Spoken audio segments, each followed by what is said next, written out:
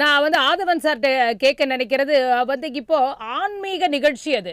அது நிஜமாவே ஏன் இன்னைக்கு அரசியலாக்கப்படுது அப்படின்ற ஒரு கேள்வியும் தொடர்ந்து எல்லார் மனசுலயுமே இருக்கு. ஏன்னா என்ன சொல்றீங்கன்னா, வந்து அந்த 5 மாநில தேர்தல்ல ஒரு வாக்குறுதியாவே கொடுக்குறாங்க. நாங்க ஜெயிச்சு வந்தாக்கா ராமர் கோயிலுக்கு எல்லாரையும் கூட்டு போவோம் அப்படின்ற ஒரு வாக்குறுதி. இப்பவும் கூட ராமர் கோயிலுக்கு யார் வரணும்னு நினைக்கிறாங்களோ அவங்களுக்கெல்லாம் பிஜேபி நிர்வாகிகள் ஹெல்ப் பண்ணுங்க, ஒரு விழிப்புணர்வை ஏற்படுத்துங்கன்னு இப்பயும் வந்து விஷயங்கள் போய்கிட்டு இருக்கு. இதெல்லாம் செய்ய வேண்டிய அவசியமே இல்லையே. மக்களுக்கே தெரியுமே, ராம பக்தர்களுக்கு ராமர் கோயில் கட்டப்படுதுன்னா கண்ணு முன்னாடி அவங்களுக்கு தெரியுமே. அப்ப இதுல வந்து ஒரு ஆன்மீக நிகழ்ச்சி ஒரு அரசியலாக்கப்பட்டுடுச்சா இன்னைக்கு? அதனாலதான் இன்னைக்கு வந்து பெரும்பாலான எதிர்க்கட்சிகள் ஒன்று சேர்ந்து அங்க வர வேண்டிய எதிர்க்கட்சிகள் வர முடியாம தள்ளி நிக்கிறாங்களா? இல்ல, நீங்க பாத்தீங்கன்னா இப்போ நீங்க சொன்னீங்க மத்திய பிரதேச மாநிலங்கள்லாம் வந்து ராமர் கோயில காண்பித்து அரசியல் செய்தாங்க. நாங்க மட்டும் இல்ல, காங்கிரஸ் கட்சி அதே செய்தாங்க. இல்லைன்னு சொல்லுங்க சகோதரர், சொல்லுங்க பார்ப்போம்.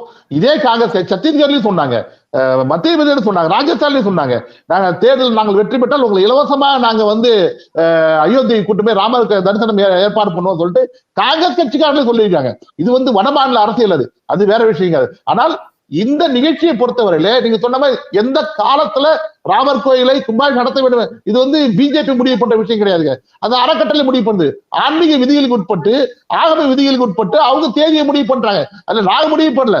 அவர்கள் அந்த அறக்கட்டளையில ஆகம விதிகளை கடைபிடித்து அவர்கள் கோயில் கட்டுகின்ற இவ்வளவு பெரிய ஒரு கோயிலை கட்டும் போது அது தேதியை வந்து அரசியல் ரீதியாக முடிவு பண்ண முடியாது, ஆகம விதிகள் தான் முடிவு பண்ணாங்க. அப்படி ஆகம விதிப்படி முடிவு பண்ண ஒரு தேதியை பாரதிய ஜனதா ஏற்றுக்கொள்ள வேண்டிய நிலையில் தான் நாங்கள் இருக்கிறோம் தவிர தேதியை மாற்றி அமைக்கின்ற இடத்துல நாங்கள் இல்லை.